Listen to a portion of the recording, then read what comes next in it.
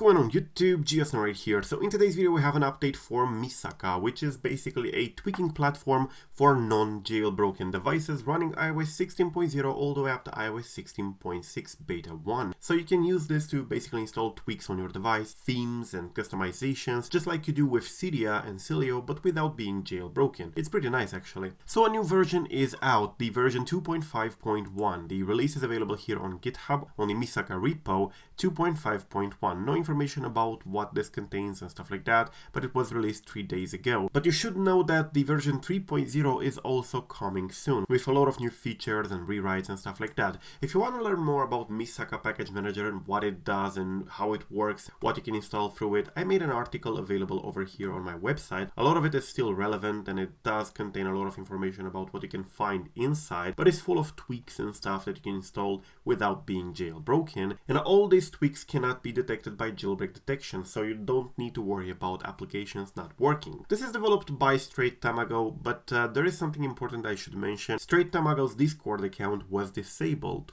very likely in error, but they couldn't get it back. So this means that their server Misaka project is now deleted and no longer available, and you cannot request support there anymore. Now that being said, once you get the IPA file, all you have to do is to sideload it. The way you sideload it depends on what your favorite method is. It could be with sideloadly or altstore or maybe something else. But once you have it installed, it looks like this. So as you can see, I have a device in here that does have Misaka installed. So I'm going to open it and it looks something like this. It does say update available. You should know that. The reason it says update available is because the version 3.0 is coming soon. It's not yet available, so press no over here and press yes on the KFD in my case. It says success. I'm going to press OK and agree with terms and conditions. You can see here all the tweaks that are available to us. The news tab is available over here as well with the newest tweaks that were made available, including these, for example, CC mode iOS 15, gradient passcode, supervise, pulsar, palette, and there are themes in here, tweaks, whatever. You can also add repos. So these are the repos available at the moment,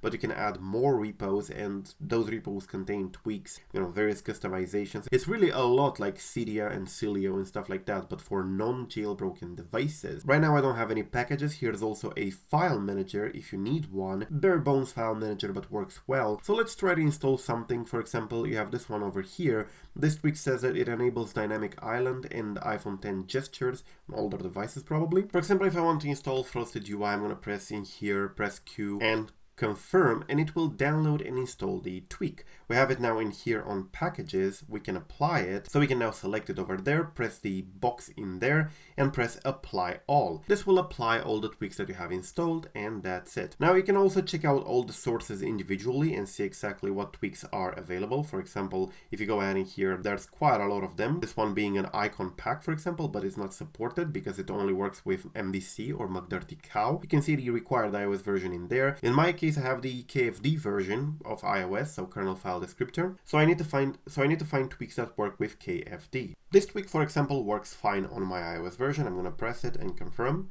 And that's it. It was installed. And this is what it does. It changes these colors in here, change all available colors of your device. And yeah, you can change the control panel over there. You can change the settings color and stuff like that. We can now go in here on palette advanced settings and you can just change the color. I'm going to go with, for example, a purple and X, and then go back in here, press the box and press apply all. This will apply the changes, and after that just go into the settings. I'm going to close it and open it again, and you can see now it's purple. So these are the kind of customizations that you can find. There are a lot of them in here and many of them are quite good, but that's what Misaka does. So yep, definitely check it out in the link below. Thank you for watching. I'm GeoSnow. Until the next time, do not forget to subscribe. Peace out.